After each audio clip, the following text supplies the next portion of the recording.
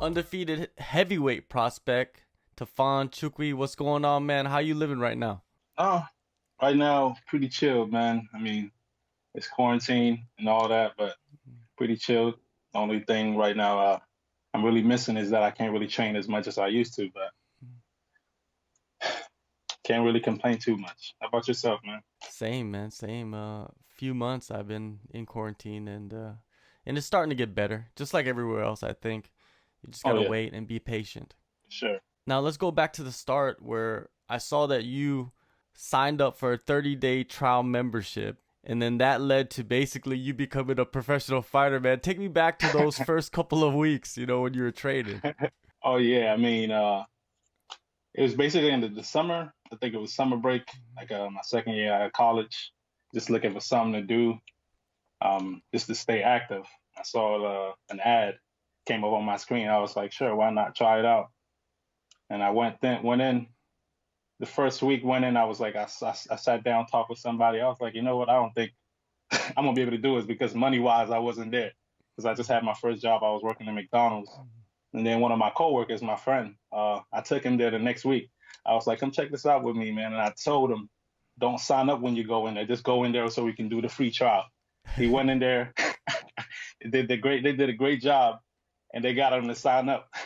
And on the way back, I was like, "What are you doing, man? I told you we're just here for the 30-day, and that was it." And then I felt obligated to bring him because I brought him there and he signed up, so I signed up as well and got everything started. I mean, eventually, I think it was after my first smoker is when I really started taking everything serious and really got into it. But that's really how I started. Did it take you some convincing by the people that were training you to get more serious about it, or were you hooked instantly? I wouldn't say it was instant. I was like I said, it was like my after my like my first smoker fight. Mm. This it wasn't. I didn't have people trying to convince me about it, but the environment was great. So I definitely loved training there because the people. I got to meet a lot of people. Everybody's nice, friendly, all of that. But I think it was after I think like 2, 3 months after I had my first smoker, just that feeling being in there. That was really what like made me start taking this path a lot more serious and like start focusing a lot more on it. So I would say that's what got me to it. Was it the adrenaline that you get? Yes, I would say that would be it because like when I first got in there, I remember being so nervous. I was super nervous, and then as soon as like the first few punches started throwing, it's like everything just slowed down. It was like I was super calm. I was like, man, and like I couldn't really hear the crowd no more. I was just focused on the person in front of me. I was like, man, this feeling right here, this is where it's at. This is where I need to be. So I was like, all right, that's where my passion for the sport and everything really came in at that moment right there. That's where everything started. Growing up, did you always have this ability to fight? Were you always able to throw those heaters like you do right now? Funny thing is, I've never actually been in any fights till like that day, or Uh, like thrown any punches, or like even thought about fighting until I really got into this through that, I guess that commercial or whatever. But never been in a fight, never even tested anything because I was always a big guy. Nobody really messed with me that much, so I never really got a chance to test that. So I just look mean all the time. So it was just pretty, yeah. Never had to fight. well, yeah, that works. If you're big and Yeah. you have a little mean mug, not many people are gonna Hmm. come up to you and I mean, try to yeah, not test you too really. much. And I was a Yeah, pretty nice guy. I mean, it's like I'm very yeah. friendly. I never really had any like anybody that I felt was trying to come at me for anything. So, Was that gym Crazy 88? oh yeah, Crazy Idiot. That's where I started off at. Uh, yeah, Crazy Idiot. That was the gym. Yeah, I know a couple guys that trained out of Crazy 88. A Korean kid, Kevin Chung. He used to fight for one championship. Right, right, right. Yeah, that's my guy right Okay, there. Kevin and Ong, You of train with course, Kevin? Ong. Oh yeah, Ong. Yeah, that's one of the first person I actually met when I got in there. It's really he's a super nice guy. Yeah. He's like a very good a very good coach. He Yeah, taught me a talk lot. about working with him in the beginning of your career, because Ong, he's two division champ, one championship. He's like Michael Jackson in Asia. Oh yeah, for sure, man. I've been with him there too. It's like it's crazy. Like seeing him, the come up and everything. It's like, Yeah. man, it's inspiring because when you like when I first met him, I mean, like I just like really super friendly guy. Is like always ready to joke around with you. He's never really like super serious. But when it comes down to the fight, man, he completely changes. He's ready to go always. I saw that he took you with him a few times, right? To Yeah, Asia yeah, to fight, to right? Burma. Yeah, to Yeah, Burma. Yeah, yeah, talk with my about that, clients. because like you said, it's inspiring, right? And It it's is. pretty insane, right? When you go there. Yeah, it is. It's super crazy because like when I first got in there, I was not ready for what was when we got to the airport. It was crazy because once you get there and everybody starts seeing them, it's like they just forget what their job is. It's like you can basically just come in there with anything, and like even the security was running up to them. It was like, man, aren't you supposed to be doing your job? I was like, oh my god, it was a great experience. I loved it, every moment of it. I mean, the people there super friendly. Um, I really enjoyed the experience. That's really That's the about it. point you want to get to, right? You want to go That's the back point I do want to to get to. Cameroon and One, be at that level. oh yeah, I would love to. I would love to have that same energy, have my people receive me just like that. And so I definitely have something to look forward to. If I do everything right, keep my head down and focus on what I'm doing, I'm pretty sure eventually I'm gonna get there, no doubt. So Yeah, well, Crazy 8 Days is the start. A lot of guys got their start there, but of course, you got to level up and move on with your career. You moved on to Team Lloyd Irvin. Talk about that transition and how you ended up there. it's actually crazy because the team Lord Irvin is actually like 15 minutes from where I live at. Hmm. But I started off at Crazy 88, and that's like an hour Whoa. away. So I was making that drive down there for like three 3 years before I found out about like Lord Irvin. So it was like crazy. Every day I was going down there, making an hour drive, hour back, training, coming back, and then now transitioning here. But like, it's I mean it's a different level, like you said, for sure. And I definitely love training there. It's just it's just crazy how like 15 minutes away and I didn't find out about this till 3 years. It's like I feel every time I think about it, I'm like, I mean, they are affiliated, so I still go down there and work with the guys because I have a lot of friends down there, teammates, which I like training with, working with, still talk with them. So it's eh, it's good. When you first stepped on the mats at Team Lloyd Irvin, and you assess yourself, right? You assess yourself, and you look at yourself now. How far have you come? You feel? It's a big level jump because especially when I watch like my fights back then, and like I see like I don't like watching myself like because it's like, oh my god, that's horrible. I see all the how sloppy I was, but now it's like working with Lord Irvin, Coach Jamal, and all of them. I mean, it's still the same coach though. Coach Jamal, this is the main gym that he teaches at. Um, but my because of my focus is also gone up to a different level. My skill level, whole different level. Just because the people in there, you got to have a different mindset when you go in there. Everybody's coming in there to train, and they're always serious. It's you gotta fight to survive in there, basically. 2019, you've had a destructive first year as a professional. Describe the feeling of becoming a instant prospect in only 3 fights, because not many fighters are able to do that. I don't even know if it's a feeling with it. I mean, I just like it still feels the same because I already know what to expect. I mean, because originally I was supposed to make my debut 2018, and like I mean, it was hard to find fights for me because everybody just keep turning me down. It's kind of slowed down my progress and everything.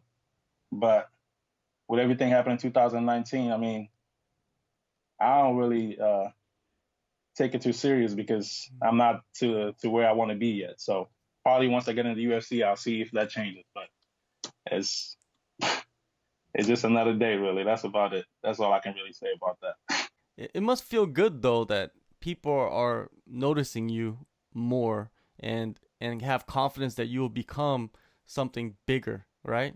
It does feel good. I mean, I've always had that. Like my teammates, people around me, they've always been very supportive. They're always telling me, "You keep doing this, you're definitely gonna get to where you want to be." So it's never really been a point where I've doubted myself or anything. So it still feels good though. I mean, like when you say people recognize me, I mean, like for me, I don't see it. It's like Mm. I don't really go out there looking up about information for myself like that to where I know that people are like focused on me. I mean, I have my managers and my coaches tell me like after, especially after the fight, they were like, "Man, that was crazy what you did out there. You just put him out like that. You just made that look crazy. You got everybody looking." I was like, "Oh man, that's cool."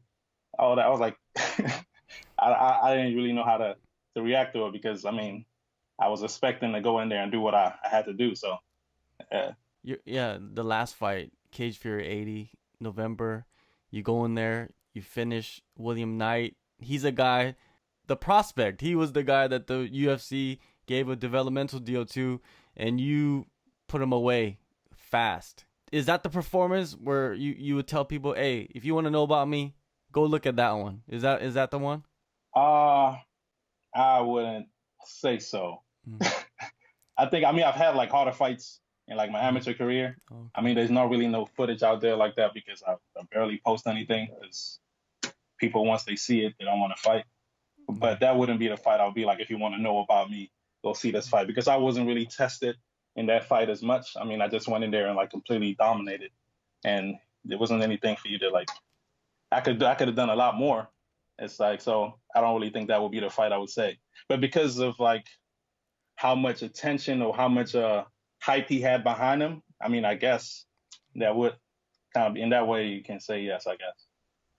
But if you That want to know about like me, my skills and all of that, it's a different fight. I would definitely push towards yeah, for I think sure. that's a problem for some fighters too coming up is that posting and hyping yourself up is good, but at the same time, it's not so good because you run into the problem of guys they don't want to fight you, so you can't even build your record. Yeah, that's the truth right there. And I know that all too well because like there's times when like I try to make posts and then my coach will be like, "Man, don't post that because we already have a hard enough time trying to find you fights, so you can't do that." But like even without me, because there's been a couple of times when I've had to like completely shut down my page or like take everything off online because of that problem. But people still find stuff, so it's like I don't know if it's because they look at my record or someone knows about me somewhere and they talk about me something and it deters them from the fight. But it definitely is. It was a hard thing. It's kind of slowed me down a lot because of that. Because I was in my head, I was looking to. It already had about like 5 fights by now, but it's a lot of people ducking me out Did you have there. anything in the works before the coronavirus? Yeah, I did have a couple of fights that were gonna go through, but then I still have one, which I'm pretty sure is gonna go through. But like, I don't know if I'm supposed to talk about it, but I've Okay. dropped a lot of hints on there online, so I'm pretty sure those who know what it is. It's a pretty big opportunity, so I'm really excited, and yeah, I'm just hoping once everything dies down, it's gonna be a for sure thing. But I'm still getting ready because it should be in July, so I got enough time to get lose all this weight. It's just kind of hard right now, but I'm staying focused. Oh, so you're gonna fight at light heavyweight. Yeah, I'm going down to 205 for this one. Okay. Yeah, because that's what say I'm build like a 205 or so.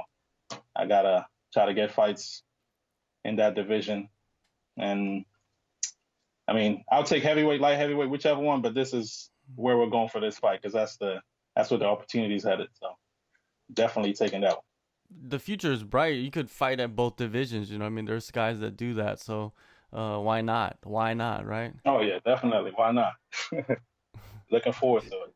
Being from Cameroon, there's always going to be the comparisons, right? With Francis Ngannou, and I don't want to compare you to him. I want to know what's different about you, because I'm pretty sure you're watching what he does and seeing his rise. What's different? I would say these paws, these hands right here, they dangerous. That's all. They're ready for anybody. They don't discriminate. They don't, not at all, not one bit. Whatever stands in front of it, they catching. What are you doing for work right now? Maybe you're not working, but what did you do for work? I was like since 2019, I like switched over to be a full time like Uber driver. But before that, I was doing that and also security as well. But trying to get my schedule to where I can train a lot more, I had to completely transition to completely driving full time because that also gave me the flexibility to train and like after I train, I can go work, come back, train, and it's so I'm pretty grateful for that. But right now, all I'm really doing is like I'm only working mainly the weekends, doing like Amazon Flex just to keep the money coming because uh, I'm not as lucky as most. Got that unemployment money. I ain't get that yet, so Yeah. we'll see. If I get that, I might not need to work. What's Amazon Flex? I never even heard of that. It's like you go they it's like you deliver packages for Amazon. You go to the Okay. warehouse, you get the packages, they give you a route, and then you go around delivering packages.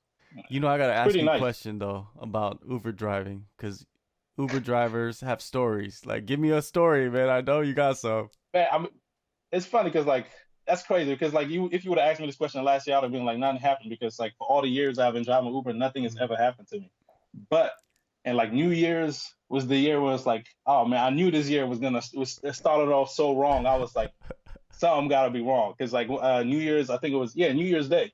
I went out to drive. I picked up a dude and his chick in the car. Once I got to the pickup, dude was wait. I had to wait for like I think like 10 minutes, and I was about to leave. So then I saw the dude running towards the car. He got in the car. After that, his chick jumped in on the other side. As soon as he got, he was like, "Man, I'm so sorry, man. Um, my girl was drunk. I've been trying to get her out of the where I think whatever party it was at. Um, so please, man, don't be mad. All of that. I'll give you a good tip." And as soon as she started driving, she turned around and started cursing at the dude, and then started punching and scratching his face out. This was like, at first I thought he was back there overreacting. So as I kept driving, and then halfway through the trip, I turned around and I saw his face. It was bleeding. I was like, "Oh my God, dude, are you okay?"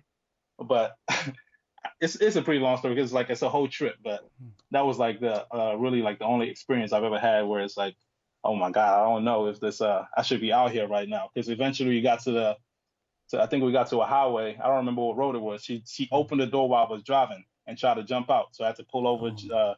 pull over the car and let her out.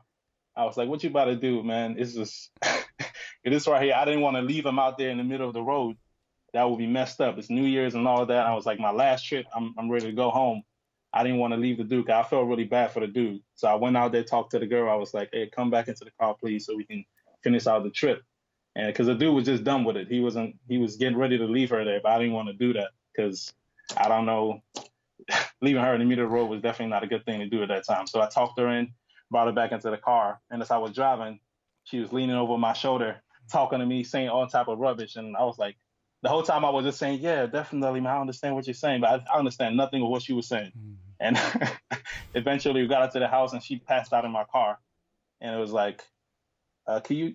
She asked me to help her get her out, but then she kept trying to kick him off of him. I was like, "Man, this is a whole situation. I'm ready to get out of here." And eventually we got out of the car. After that, I just booked. I didn't have anything else for him right there. I was done with that. But that was like the only crazy experience. But prior to that, it's like I've had like 4 years driving with Uber. Never had a crazy thing happen to me.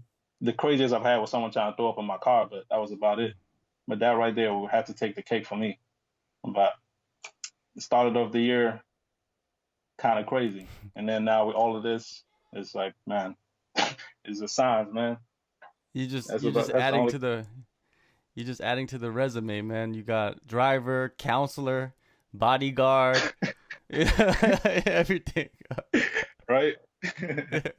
But hey, who knows, man? One day I might need to use all them skills for something. Yeah, definitely, definitely. Well, hopefully you don't. Hopefully you can put all that in the Hopefully not, past man. and just Yep. focus on fighting. Hey, I'm looking forward to you in July. Hint, hint. You know what I mean? Everybody knows what's going on in July. Oh yeah, they know what's And up, man. Those who know what it is. I don't know if I'm supposed to talk about it because yeah, but you know, we're not it saying is what it anything. is. We're just saying it's Yeah, we're July. not saying. Yeah, wink, wink. Yeah, we're quick, right? July. Yeah, Yeah. it's going down, man. We can't wait.